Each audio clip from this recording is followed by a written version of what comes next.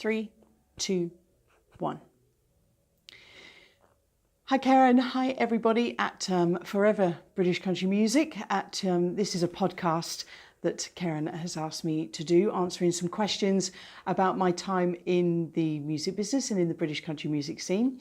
So hopefully, after my years of so-called experience in this trade, I'm going to get this right. I'm going to do my best anyway and answer the questions that Karen's put to me. And it was really good to meet up with all of you at the Buckles and Boots Festival recently in Manchester. And I hope we can do that all again very, very soon. Yeah, fingers crossed. So anyway, here she is. This is my baby, my pedal steel. My name is Jory.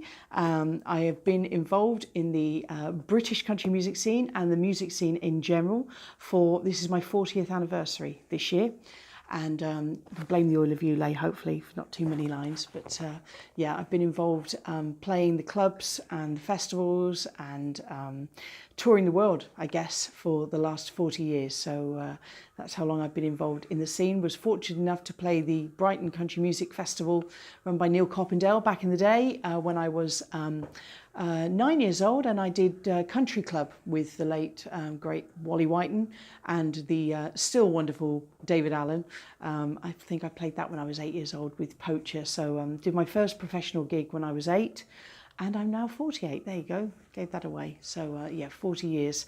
At the moment, yes, I'm doing very well, thank you. Yeah, very. It's just very exciting to be back on a scene that's really, really buzzing at the moment. I had a little bit of downtime off for ill health that most people know about, but thankfully back fighting fit and right slap bang in the middle of a very busy touring schedule at the moment, of this beautiful weather as well. So yeah, I'm doing very, very well indeed. Now, who would I invite from people that have influenced me the most to a dinner party? Now that's a tricky one, really, because having played the pedal steel for most of my career, well, all of my career really, I have a lot of influences musician-wise, as well as a lot of influences, if you say entertainment-wise. So it would be quite an eclectic mix. Definitely Buddy Emmons, the late Buddy Emmons, because he was one of my biggest influences and heroes on the pedal steel. Definitely Eric Clapton. Not only have I worked with him, but he's been a huge influence on me as a musician. Absolutely, Tina Turner would probably be at the head of the table just for her sheer guts, determination, and one of the best live entertainers you'd probably ever see back in her heyday. Van Morrison, just because he's still the boss as far as I'm concerned. I still refer to him as that. I had 6 years with him, and it was one of the biggest and best learning curves of my entire career, without any shadow of a doubt. Yeah, and I think that would probably be a good starting point. So there we go. Van Morrison, Tina Turner, Eric Clapton, Buddy Emmons, maybe throw in a little bit of Danny Gatton, guitarist, just for a little bit of flavouring. But they would certainly be some of the people that have influenced me the most in the music business during my career to date. All right.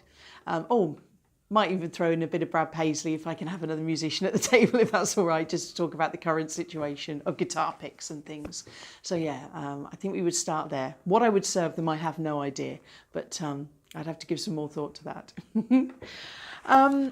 Now, well-known song that I would put a country music twist to. Well, actually, I couldn't really think of a relative answer at the moment, but I know probably, 10 years ago, maybe a bit longer than that, I actually took the song from the film Titanic, My Heart Will Go On, and we put a country twist to that because we turned it into a steel guitar instrumental, and to this day, it is one of my most requested songs. I suppose that, Danny Boy, Amazing Grace, would be some of the ones that I get requested for more than anything else that I play.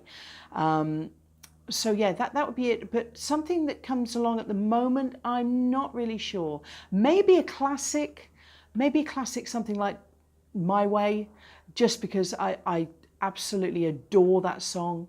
Everyone who recorded that, from Sinatra to Elvis, and maybe putting a bit of a twist on it. I also recorded Unchained Melody. We turned that into a steel guitar instrumental as well. So I've done that a bit over the years, but here and now, that would be a tricky one to kind of nail down to one particular song.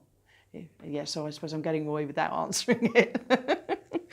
Now, chance of performing anywhere, at the top of that list, here and now, would be Glastonbury. That's because it's escaped me. I have played Glastonbury. I played the Glastonbury as in the castle that they have there for Michael Eavis. And that was something that I did with Van Morrison. But the actual festival, he played it the year before I joined him. And then he played it the year after I left him.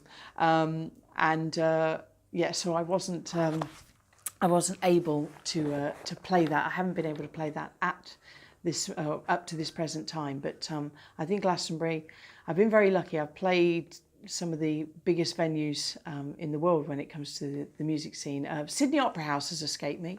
So maybe there, Sydney Opera House and Glastonbury. One day, that's on my bucket list anyway. The current British country music scene excites me because the one thing I noticed more than anything, especially at the Buckles and Boots Festival, was from a female perspective, there are a lot of female goddesses out there at the moment who are not only singing, but these girls are real top draw musicians as well. You know, they play guitar, whether it be electric or acoustic. They're singing, they're writing, they know their stuff. You know, they're able to hold their place within, let's face it, what is still quite a male-dominated business.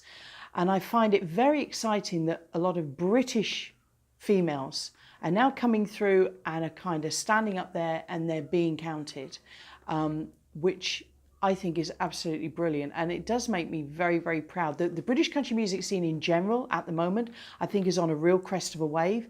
I'm hoping it hasn't peaked. I really do feel that it's in very safe hands as we move forward.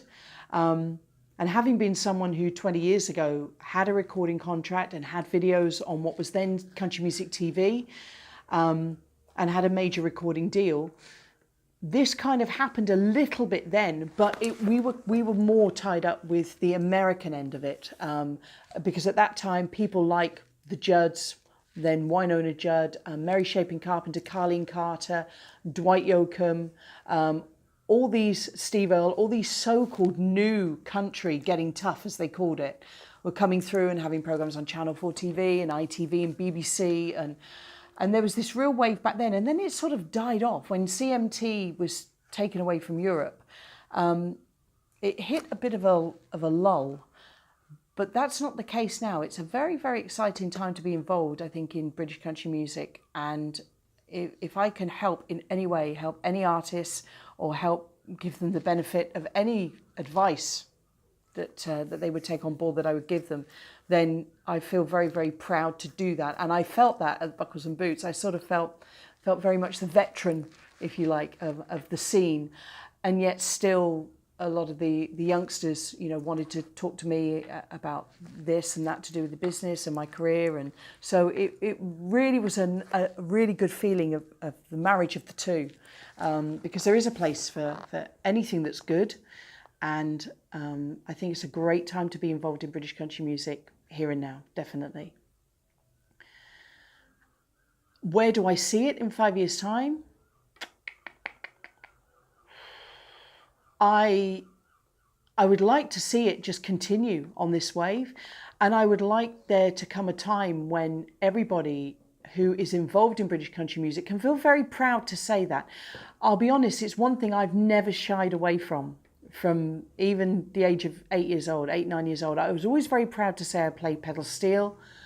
You know, I played Hawaiian steel initially, then played pedal steel, and that I loved country music.